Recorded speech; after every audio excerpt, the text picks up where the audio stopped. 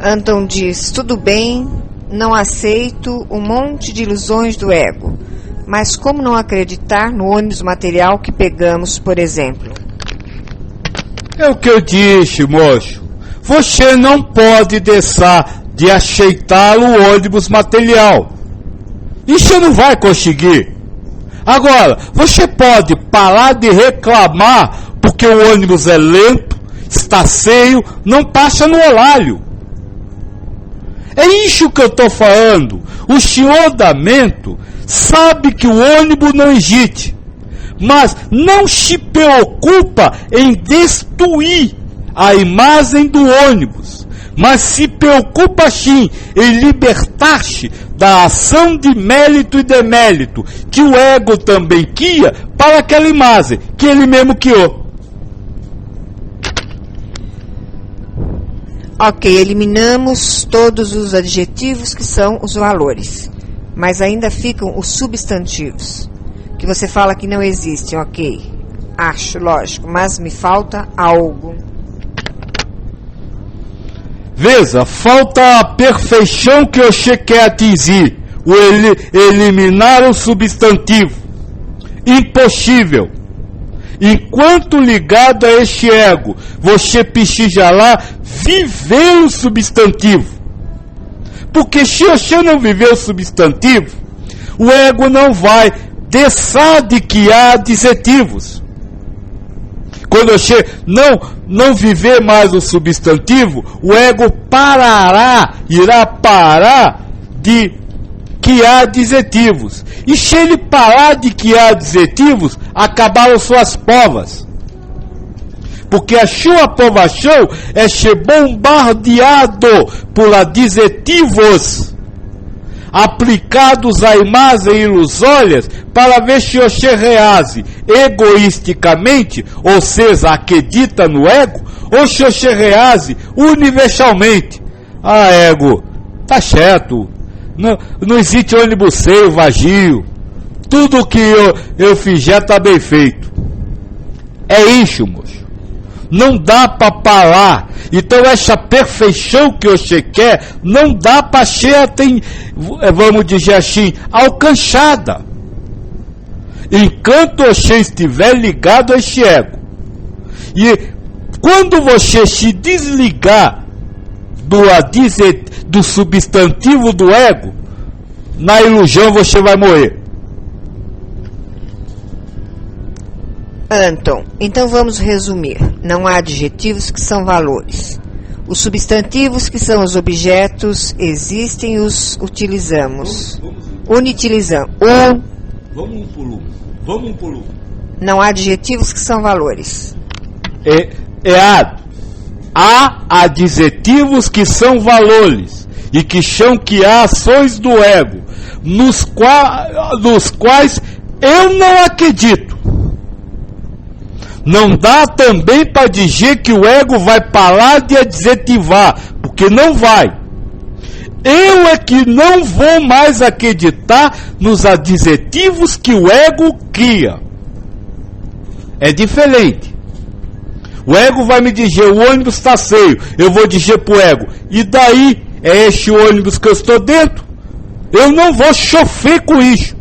Porque ao dizer que é ruim, ao dizer que está cheio, ele vai dizer que isso é ruim, isso é desconfortável, e quando você não se prende à ideia dele cheio, essas emoções passam, não ficam.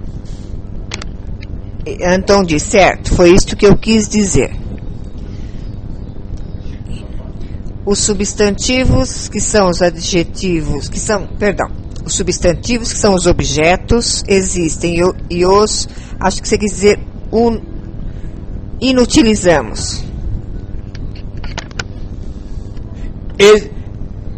Os substantivos passam a existir como que achando... Utilizamos, consertamos. Os substantivos passam a existir, continuam existindo para o senhor Damento, mas com a ideia de que este substantivo não é externo, mas interno. E se internamente eu tiver ou usar este substantivo, eu usei ou tive. Porque se nós acreditar ainda que o substantivo existe externamente, nós vai ter paixão e desejo de ter, possuir e usar. Veja bem, que muito tempo lá atrás eu disse assim, aliás, baseado no estudo que eu não me lembro mais qual. Quem se domina, esse é ensinamento budista, quem aprende a elevação espiritual não precisa arrancar uma flor da terra, porque já a tem dentro de si. Agora eu posso explicar isso melhor. Se você acredita no substantivo externamente, você terá que arrancar a flor da terra e pôr na sua sala para acreditar que ela existe. Se você controlar a mente, sabendo que a mente cria figuras, você não precisa lá tirar a flor, mas quando olhar para um canto, você de lá, ego, que a flor ali, e você vê lá, mesmo que seja o que vocês chamam de visão espiritual, você vê lá e sente lá a flor ali. Não sei se eu me fiz entender. Vou resumir. Com relação ao adjetivo, apesar do ego continuar guiando, eu não me submeto a isso. Com relação ao substantivo, apesar do ego continuar guiando, eu tenho a convicção de que isso tudo está dentro de mim e não fora. E se está, eu posso ter tudo no momento que eu quiser, mesmo que seja, olha bem o que eu vou dizer, só na imaginação. Porque afinal de contas, a própria realidade é uma imaginação. Continuando então a explanação do Anton, e os verbos que são as ações sempre existem, mas não são nossos, é isso? O verbo que é a ação não existe. O verbo é aqui a ação do ego. Por exemplo, você não toca, você não canta, você não fala, você não age. A ilusão da ação é que é a ação do ego. Você, como senhor da mente, ainda verá ações. Isso você não pode se libertar. Mas você não guiará as entes para a ação. Ou melhor, não acreditará no agente que o ego guia ou no receptor que o ego guia para a ação. Vou dar um exemplo. O seu ego criou duas figuras e criou o verbo, que são os sujeitos substantivos, criou o verbo matar, um mata o outro, e criou o adjetivo, um é assassino. Essa cena você não pode deixar de ver, de perceber, ou nem pode ver como percepção nada diferente do que uma pessoa com uma arma atirando na outra. Agora, você pode controlar o seu ego dizendo: as pessoas e o tiro os substantivos não existem, estão dentro da minha mente. A ação não foi zelada nem recebida por porque a ilusão da ação está dentro da minha mente. E o adjetivo aplicado a cada um deles, assassino e vítima, não são reais. Só isso. Não é você querer ver um ato de amor num tiro, não é você querer não ver matar, você vai ver matar, não é querer não pensar, não receber o pensamento de que um é assassino e que o outro é vítima. Tudo isso continuará existindo. Mas você ir lá, usar uma palavra, interpretar você ir lá conviver com a interpretação da percepção criada pelo ego, sem estar apegado, sem acreditar nela. Agora deu para ficar claro? Acho que pegou um exemplo onde estão todos os elementos que você falou. E aí eu lhe digo o que você não pode deixar de fazer e o que você precisa se libertar. E não digo nada que você possa criar, porque além daquilo que o ego cria, você não pode criar nada. Anton, compreendo que pela imaginação podemos criar muitas coisas, mas em planos mais sutis. Mas como vou sentar em uma cadeira que eu imagino? É aí que me embanano. Deixa eu dizer uma coisa para você, moço. E eu respondi isso a outro dia. É passo a passo. Hoje, você não vai conseguir. Por quê? Porque você ainda acredita na cadeira externamente a você. No momento que você conseguir libertar-se da ideia de que a cadeira está fora, você consegue fazer. A Fia viu um filme outro dia em que o moço, sem tocar num óculos, o óculos rodava. E isso eu estou usando como exemplo, porque isso no mundo de vocês, não vou dizer que é banal, mas tem muita gente que consegue, com, entre aspas, o poder da mente, zelar coisas sem toques. E chamam isso do poder do pensamento. Agora, são pessoas que ou nasceram entre aspas, tiveram egos programados para essa ilusão de ação, ou pessoas que evoluíram e se libertaram do mundo como externo a si. Então hoje realmente você não tem a mínima ideia de como sentar numa cadeira que só existe para você. Mas, caminhando passo a passo, você poderá fazer isso. Volto a repetir. Olha bem o que eu vou dizer. Você disse para eu que a imaginação é uma criação num mundo mais sutil. Mas não existe mundo mais sutil ou mundo mais denso. Existe criações mais sutis ou mais densas pelo seu ego.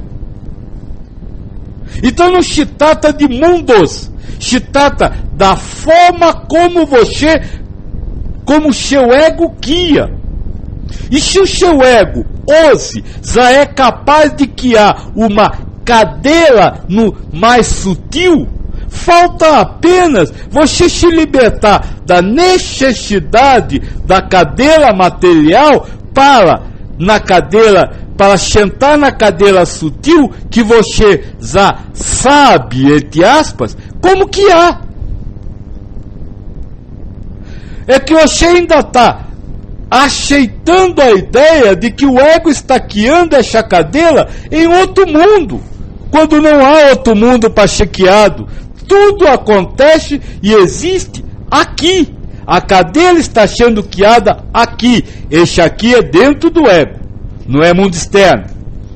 Está sendo guiado dentro do seu ego. Então falta só você entender isso, que tanto faz a cadeira dura ou mais espessa, quanto a cadeira mais sutil, elas são guiadas da mesma forma. Se nós formos pensar que tudo é energia que está no universo, e o nosso ego é programado para dar formas a essas energias, o que o Joaquim acabou de dizer tem sentido. De repente podemos dar forma nessa energia, transformá-la em cadeira e sentar. É isso, Joaquim? Sim, vamos dizer assim, racionalmente é isso, filha. Mas, veja, preste bem atenção, não é aprender a trabalhar a energia de uma forma mais sutil. Porque quem guia mais sutil é o ego, não é você. É você deixar de se apegar à ideia de que existe um mundo desse e um sutil. Porque o problema é que você separa as coisas. E você diz que o mundo desse é real e o mundo sutil é imaginário. Aí você, na imaginação, guia uma cadeira e na imaginação você senta. Mas no real, você fica procurando a criação do ego. Então o trabalho não é aprender a trabalhar energias, é aprender a viver a realidade. Ou seja, que este é um mundo imaginário, um mundo onde que existe apenas na sua imaginação, ou seja, na criação do seu ego.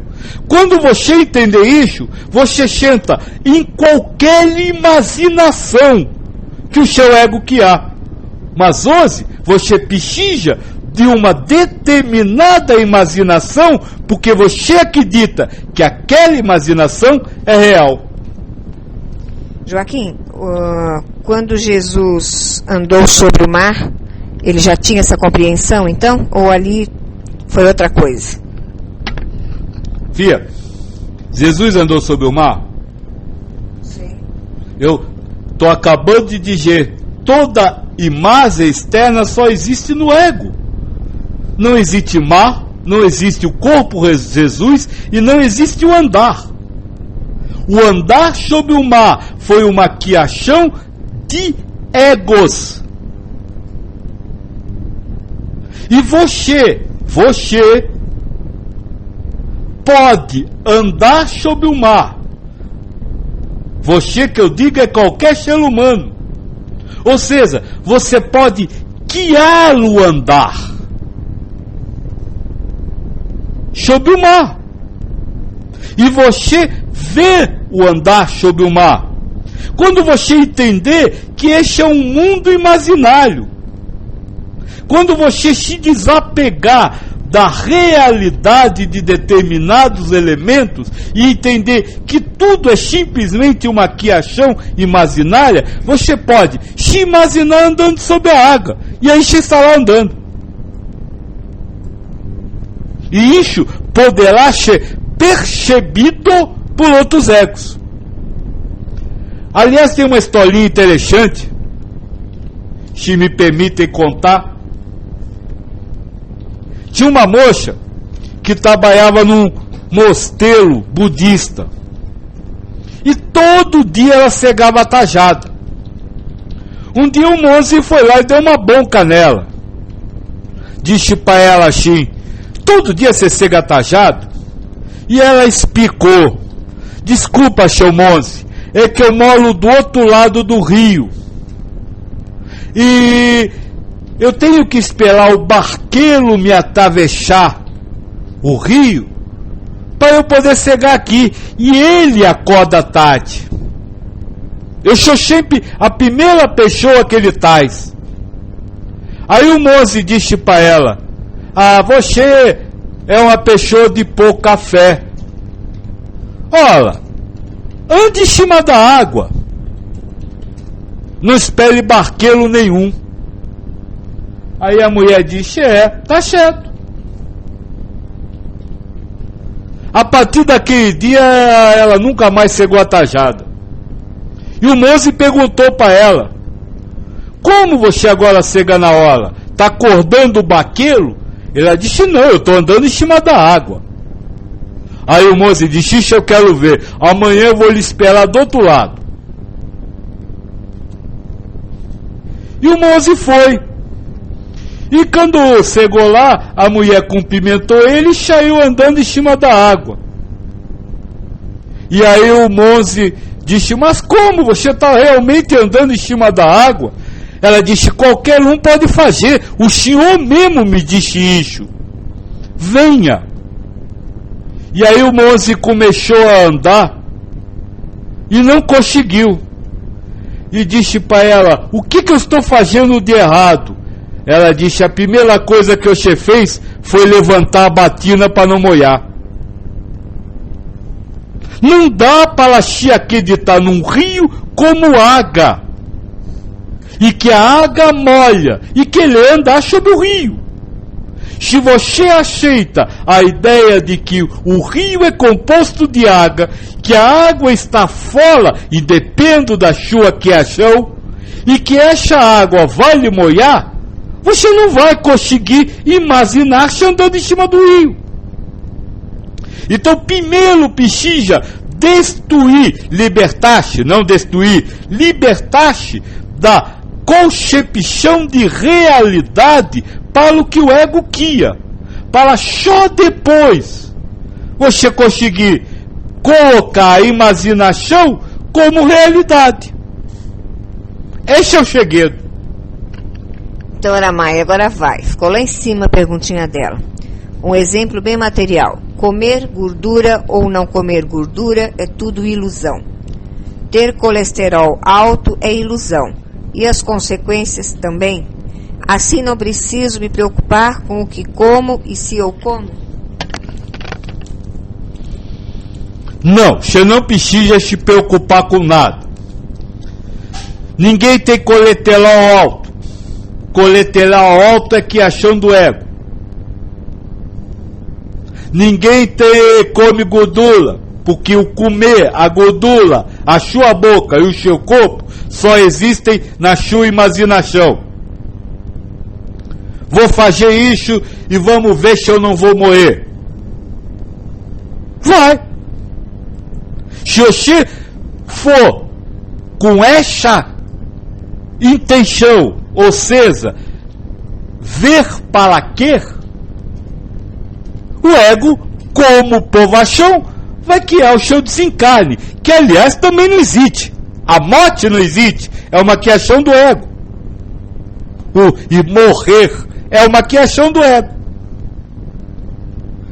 Moça, se eu lhe dizer uma coisa, agora vamos dizer assim, falando mais terra a terra.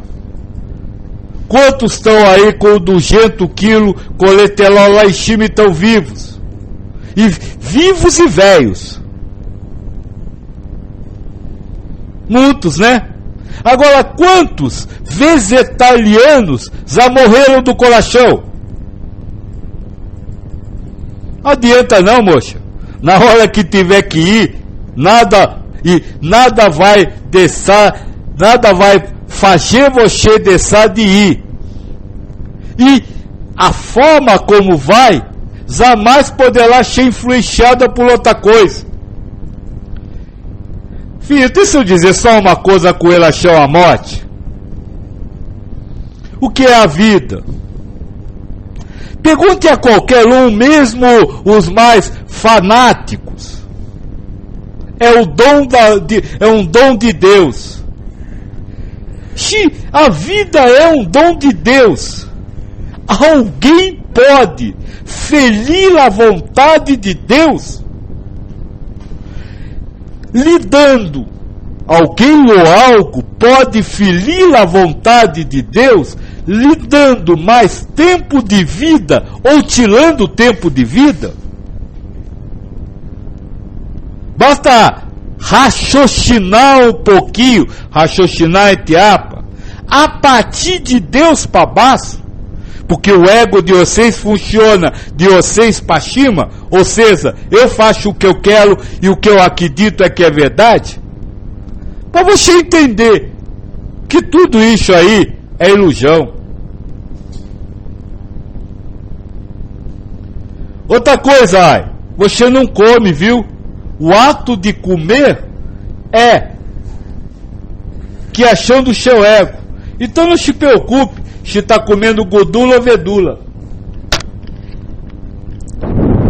Aprendiz, acho que é sobre o andar que eu falei em cima da água, né? Aprendiz pergunta, esse andar seria uma projeção do ego em forma de energia, que seria captada na mesma frequência por várias mentes, como uma projeção de slide em rede, que iria para vários computadores ao mesmo tempo? Projeção, como é que é? Como uma projeção de slide, é o que a gente conhece materialmente falando, né? Em rede, que iria para vários computadores ao mesmo tempo? Seria criações iguais de ego, eu estou tentando, vamos dizer assim, entender o que você está falando vamos dizer assim, na minha ignorância das coisas materiais e tentando buscar aqui uma resposta. Isso seria o seguinte: sabe, você tem um computador central que se liga a diversos outros computadores. Então seria como se o central que acha a imagem e distribuísse entre os outros. Não é que ação dos outros, é distribuído pelo central. E não vai a todos que estão ligados no central. Vai para quem o central escolher. Só um minutinho, filha. É que ele está explicando o que quis dizer. Ah, vai. Ele complementa aqui como uma rádio que sintoniza várias pessoas ao mesmo tempo. Isso, mas veja, volta já no seu exemplo. Não adianta você querer sintonizar. A rádio se sintoniza no, vamos dizer assim, a estação de rádio se sintoniza no aparelho de quem a estação de rádio quer ser sintonizada.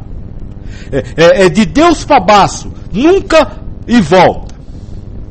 Quanto à sua primeira parte, manipulação de energia, não tente entender nada disso, porque você não vai conseguir, porque para entender você precisa do ego. E quando o ego que há não é verdade, é uma ilusão.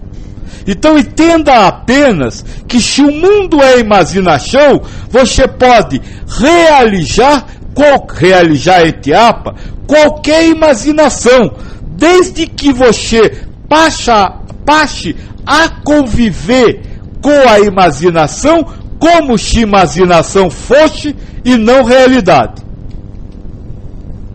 O que vale o trabalho que o Xepixi já tem, esse é o trabalho do Chiodamento, não é criar a ilusão, a imaginação, mas é trabalhar contra o valor de real ao que já é imaginário, não ceder, não acreditar no ego que diz que é real o que já é imaginário. Esse é o trabalho, não é o de criação de novas concepções. Aprendiz diz então, o ego é que é o grande vilão de nossas vidas. O ego ao seu tempo deve ser destruído para que as diferenças criadas por ele se acabem e nós possamos voltar ao Éden. O ego não é o grande vilão, o ego é o grande amigo.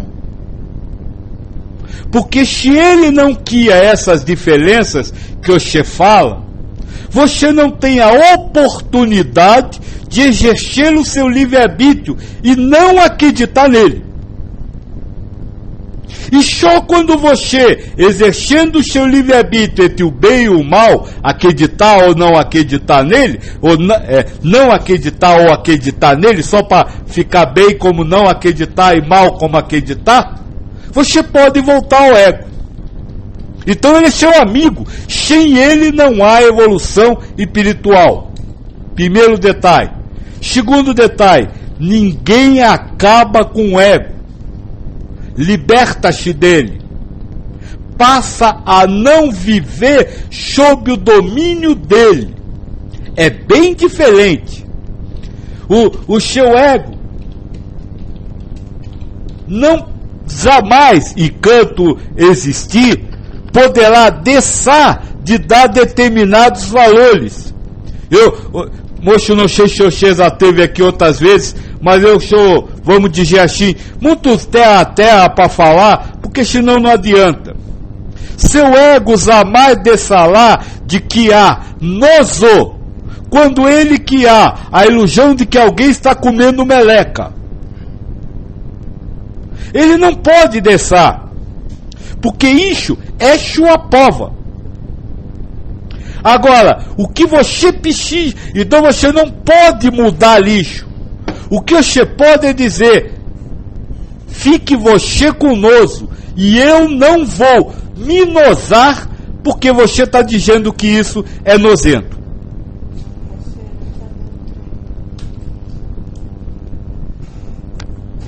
Hoje foi um dia marcante para nós, né? Há 7 anos, eu venho falando exatamente isso.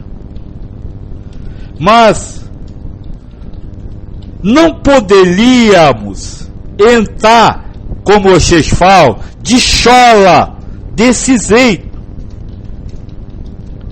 Se a Penabanca ou Calado, que já estão conosco há, não 7 anos, mas há algum tempo, a FIA que está, vai reparar que eu usei exemplos que eu já falava há muito tempo atrás. Inclusive o arrancar flor, isso nós conversou quando fez o estudo do Buda, em 2002. Mas agora, a partir do momento que nós vai entrando cada vez mais nisso que se chama monismo, que é a a unidade, a existência única da unidade e não da diversidade, nós vai podendo quebrar conceitos, quebrar ilusões. É muito importante entender isso. Leu certo, o outro não. A FIA vai ler 3 que nós já estudou aqui nesses dias, e vocês vão ver se não é tudo isso que eu falei agora. Não sei o que você perguntou para a Ana, mas ela falou que tem 2 mapas para ler, eu vinha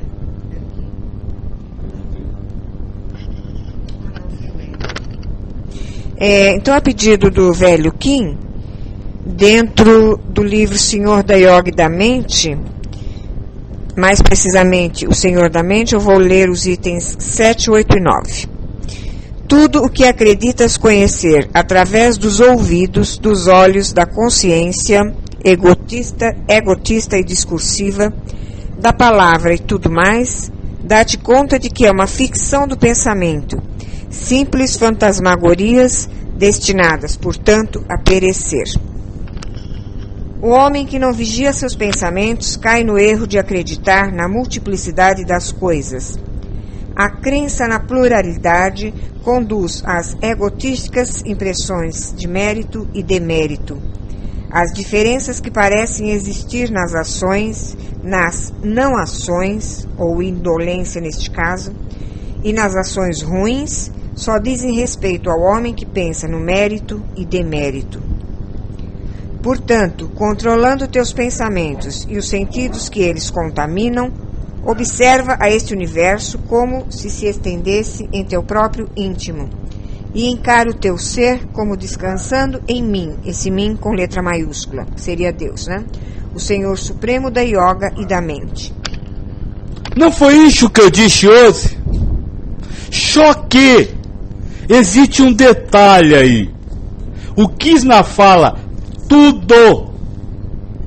E o seu ego, o ego humano, é incapaz de trabalhar com essa figura.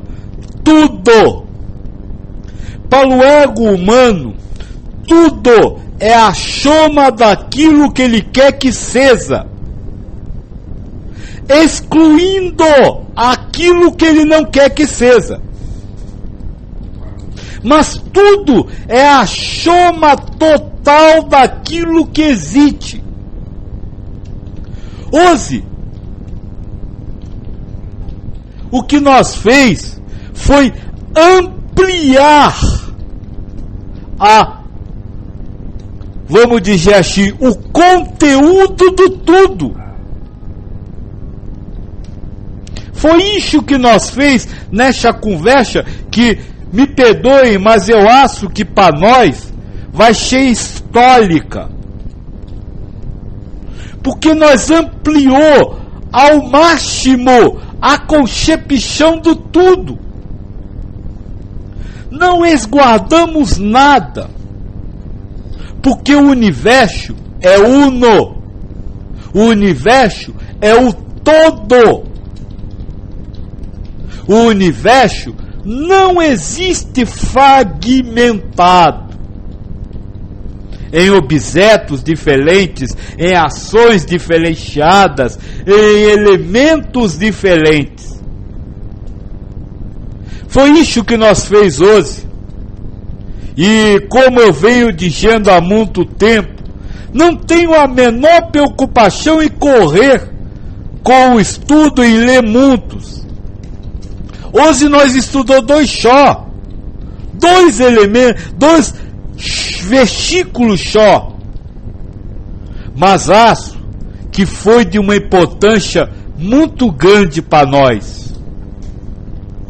E tendo em vista a diversidade das pessoas, ou melhor, a diversidade de egos, personalidades que estão aqui, acho que se tentou abranger todas as áreas, para que lhe reste essa consciência. Nada do que o seu ego lhe disser é verdade. Nada do que ele lhe disser, seja de uma forma qualitativa, seja de uma forma substantiva, existe externamente. Até porque não existe interno ou externo. Porque tudo que existe, só existe dentro do ego. E não existe nada fora. Aliás, não existe nem o ego. O que existe é o computador, o espírito, Deus, o criador virtual, o criador de realidades virtuais. Isso existe. O que existe são as televisões que recebem essa criação. Nós, os espíritos. Isso existe. Mas o resto, tudo, inclusive os fios que ligam a televisão ao computador, não existem. Vamos então começar, ou melhor, recomeçar hoje, o estudo do Senhor da Mente. Vamos ao item número 41.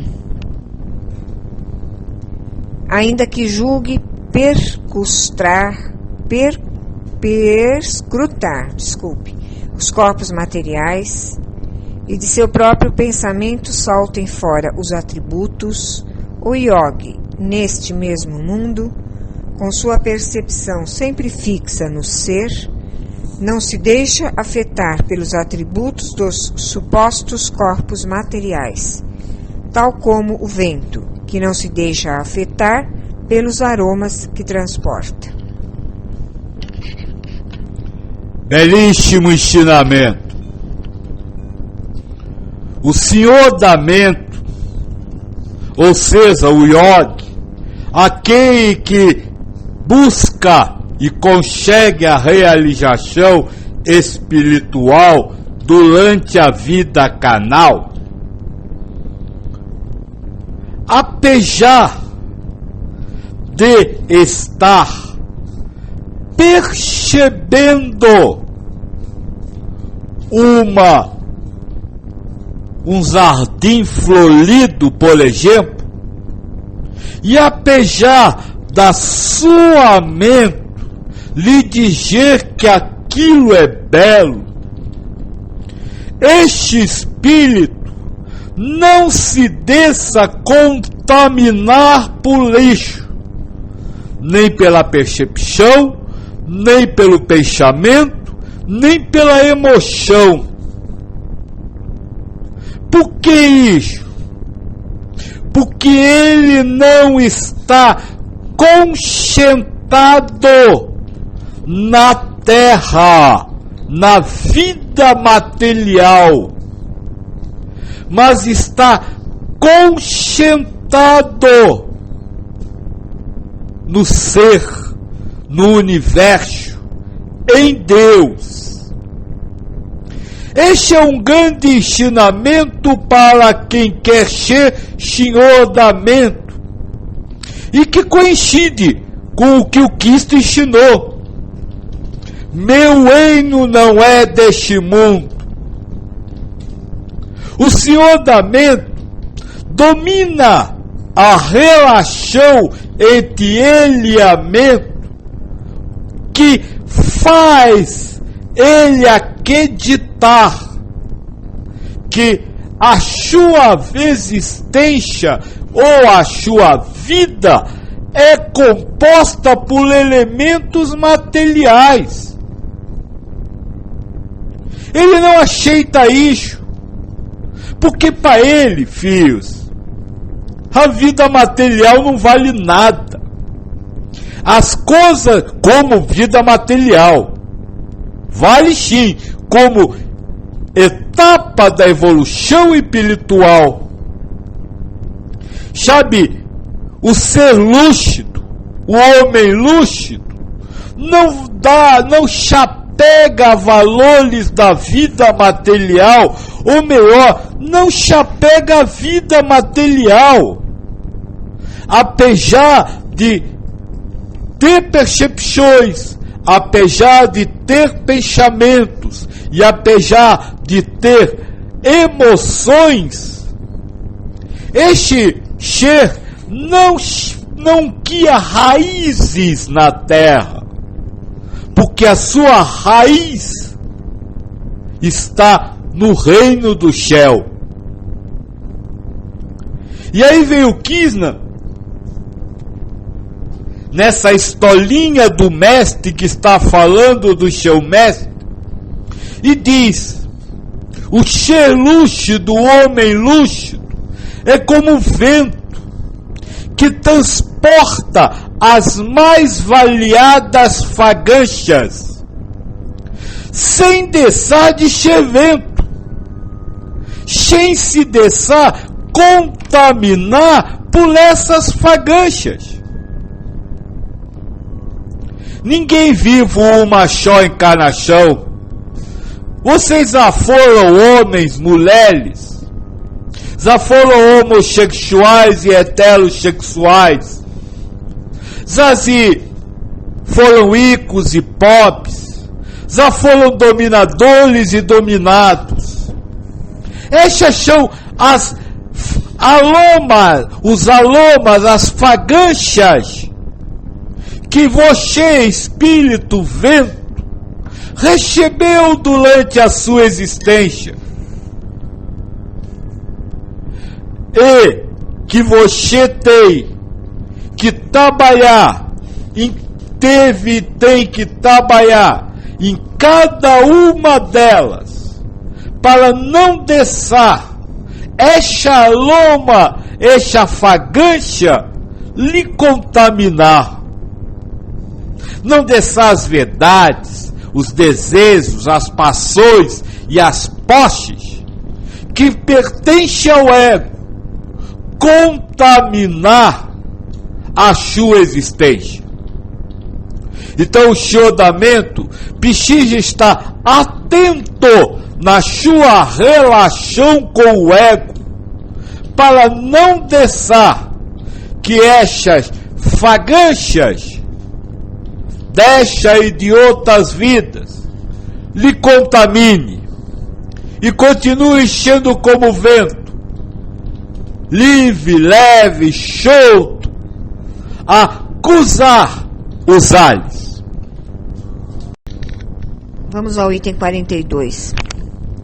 Mesmo que viva aparentemente numa forma corporal, é conveniente que o sábio medite sobre a sua identidade com o ser e também sobre a unidade de tudo, sobre o desapego e sobre a similitude que há entre o céu e o Atman, alma, onipresente, substrato de tudo que parece móvel e imóvel.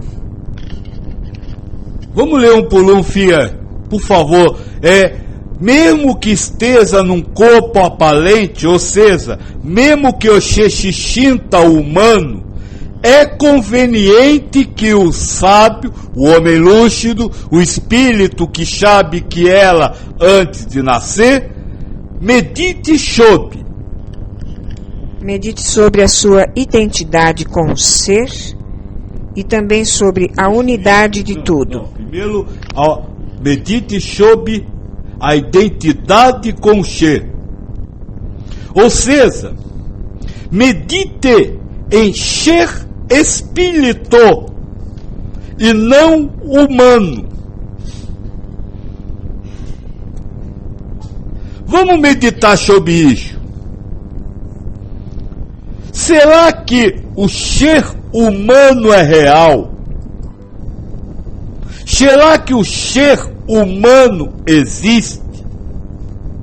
E se existe, quem é o ser humano?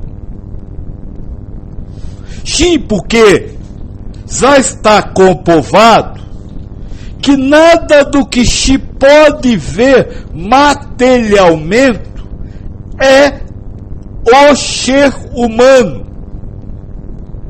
Todo o corpo e todas as coisas do corpo são cascas onde existe uma psique, uma mente. É assim que a ciência define.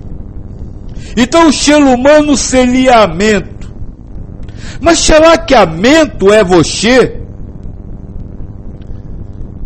Ora, nós alcançamos de estudar no livro do Espírito a informação de que o Espírito possui outras prioridades, outras motivações, outras realidades que não são aquelas que estão presentes na mente.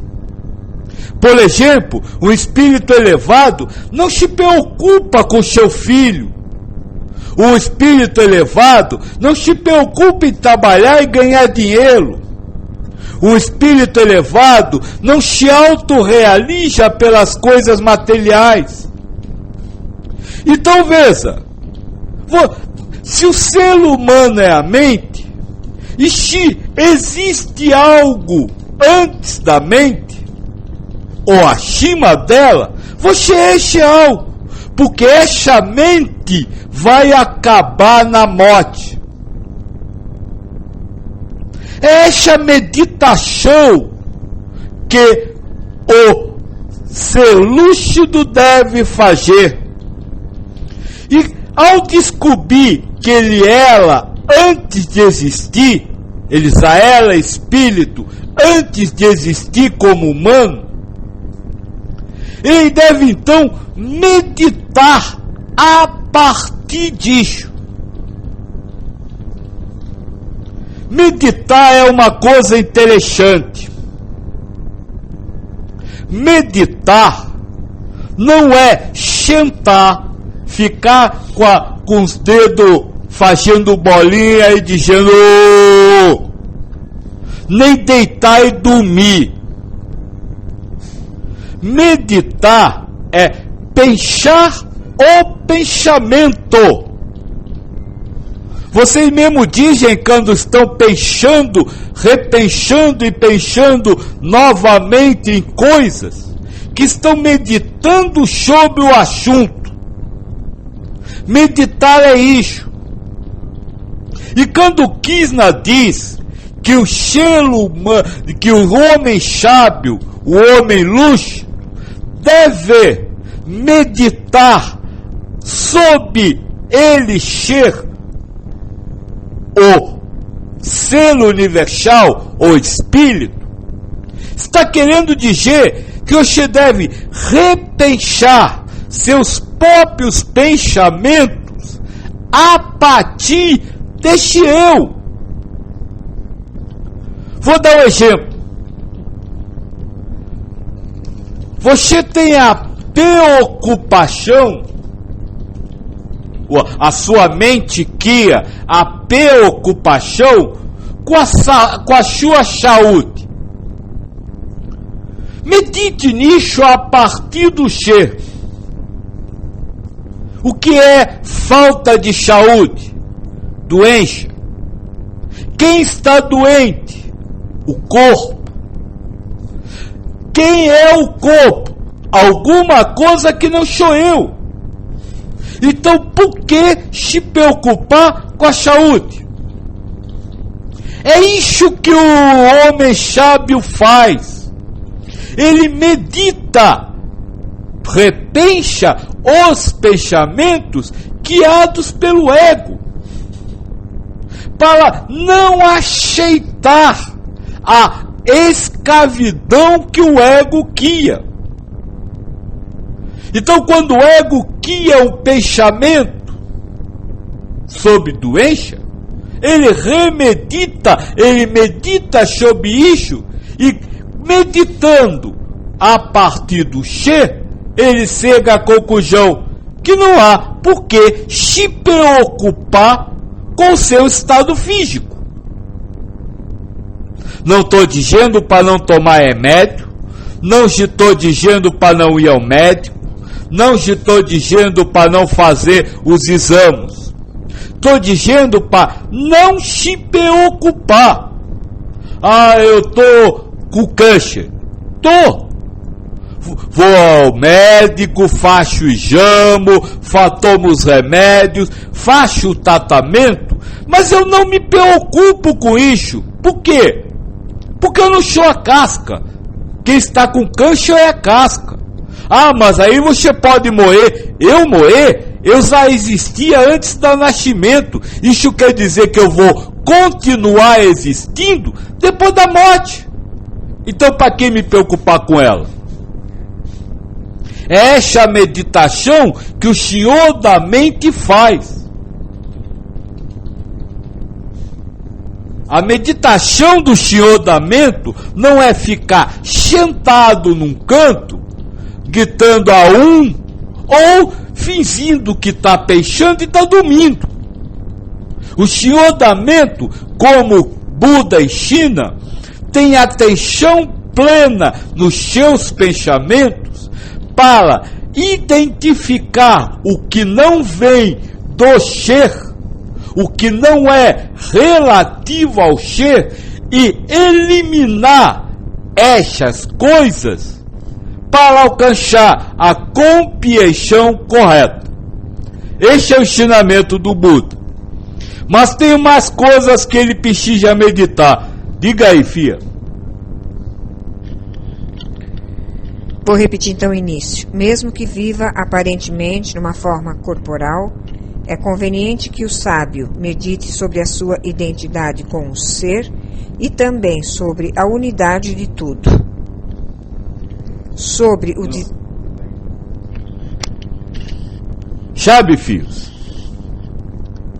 Tudo está uno, tudo está unido. A própria ciência já vem provando isso. Não existem dois, mas existe um unido. E o sábio medita com isso, medita a partir disso. Ou seja, ele pensa os pensamentos que esquiam figuras fragmentadas no universo. Ele não se preocupa ele se preocupa em não aceitar os pensamentos que criam essa fragmentação. Essa é a meditação para ele. Aquilo está me dizendo que eu sou eu e aquela é outra pessoa. Para, não existe. É tudo unido.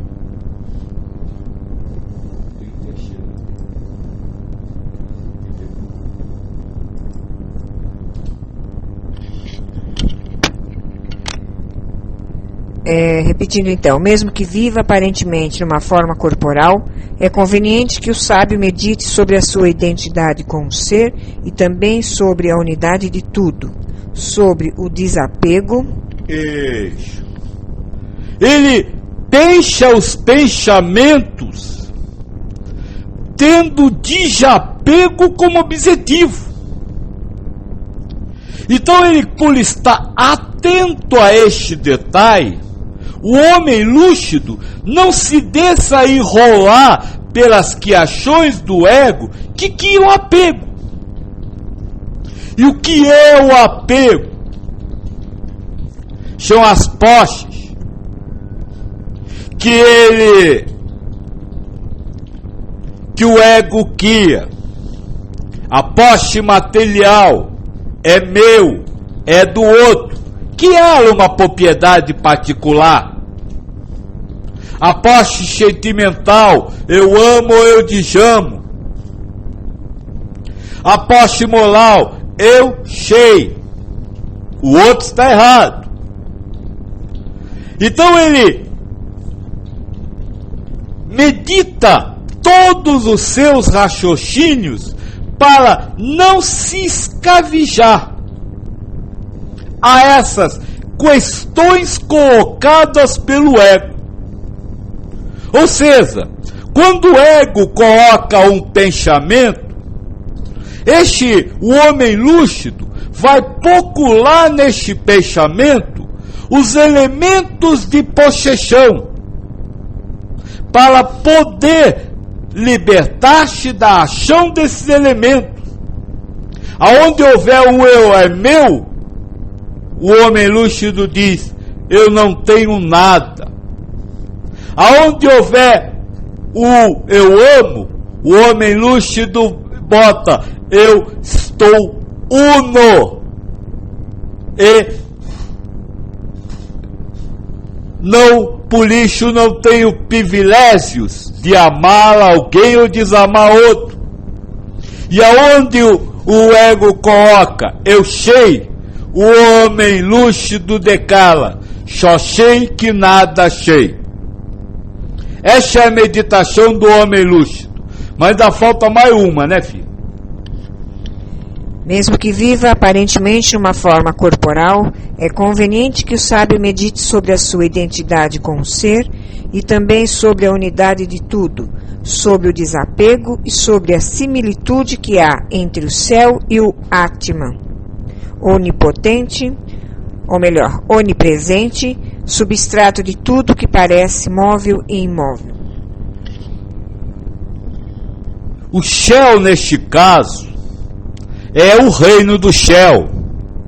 O Shell, neste caso, é o paraíso. O Shell, neste caso, é aquela ideia de um bom lugar para depois da vida carnal. O sábio medita entre a similitude deste bom lugar e a sua existência em tudo que existe. Cristo ensinou assim: o reino do céu não está acima nem abaixo. O Espírito da Verdade ensinou: o reino do céu e o umbral não são lugares circunspectos. Isso quer dizer que o paraíso buscado já está presente aqui. Não vai ser um lugar a ser alcançado. E o homem lúcido medita a partir disso. O homem lúcido está sempre pensando os pensamentos para que ele não decale, para que eles, os pensamentos, não decalem, que há um céu ao ser alcançado, mas que para isso há um inferno a ser vivido. Não! Quando o pensamento do homem lúcido diz isso, ele diz: mas ego, eu já estou no céu, porque o céu está dentro de eu. E com isso, ele anula a ação impositória do ego, que através de percepções, emoções e pensamento, fariam ele viver o aqui e agora como um inferno preparatório para esperar um paraíso. Então está abaixo de raciocínio de um ser lúcido. Ele pensa a partir do ser. Ele só aceita pensamentos que tratem de desapego. Ele só aceita pensamentos que fundam tudo numa única coisa. E só aceita pensamentos que vivenciem a existência do reino do céu na terra, aonde a equanimidade está presente como emoção. Foi um pouquinho grande essa resposta, mas se tiver a pergunta... Continuando então, item 43. Tal como o céu permanece impassível diante de tudo aquilo que o fogo, a água e a terra possam produzir e emanar, e fica impassível também diante das nuvens que o vento arrasta, assim convém que o homem permaneça diante de tudo aquilo que é criação do tempo. Tudo que o céu, o fogo, a água e o vento são os 4 elementos que compõem o mundo material. E Krishna diz: o céu permanece o mesmo, não importando o que esses elementos que assim deve ficar o homem lúcido, assim deve permanecer o espírito que sabe que ela antes de nascer. Ou seja, o espírito que sabe que ela antes de nascer deve estar imune às criações materiais. Ah, bateu, meu carro bateu. Isso é uma criação material. Eu tenho que estar acima disso. Tenho que estar imune às consequências disso. Quais são as consequências? Sentir-se mal, sentir-se perdedor, sentir-se atacado. Todas essas criações que surgem disso, o homem sábio coloca-se acima delas. Mas o homem sábio também se coloca acima das criações chamadas boas ou positivas. Meu filho nasceu. O homem sábio está acima das imune reações deste acontecimento material. Ai, que coisa boa! Agora sou mãe, sou pai. Ah, meu filhinho querido. Ai, e agora tenho rajão para viver. Sabe, essas ações que o ego faz, o ser lúcido está imune a elas. Elas não lhe afetam, sejam positivas ou negativas. Este é o ensinamento que o mestre diz que aprendeu com o mestre Shell. O Shell está lá. Não importa o que a terra aqui, o céu é o Shell. E o homem lúcido é a mesma coisa. Não importa o que a terra aqui, ele é equânime. Ele está sempre igual, ele está sempre na mesma vibração. Por isso eu muitas vezes digo que o ser lúcido está acima do bem e do mal. Porque essas criações do ego que fragmentam o uno através da dualização não atacam o ser lúcido. Ele está imune a tudo isso. Se tiver pergunta,